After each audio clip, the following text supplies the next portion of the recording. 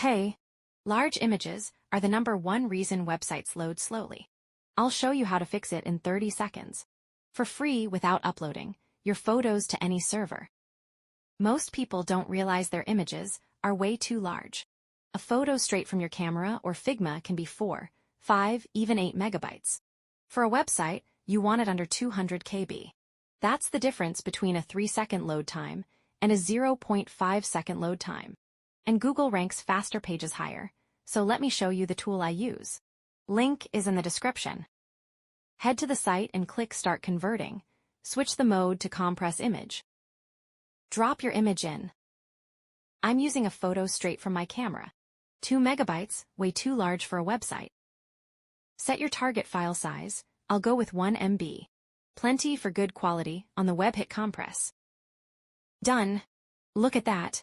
2 MB down to 327 KB.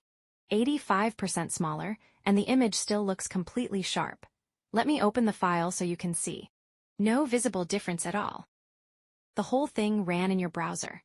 Nothing was uploaded to a server, your photo never left your device. Link is in the description, completely free, no sign-up needed. If this helped, hit subscribe for more web performance tips.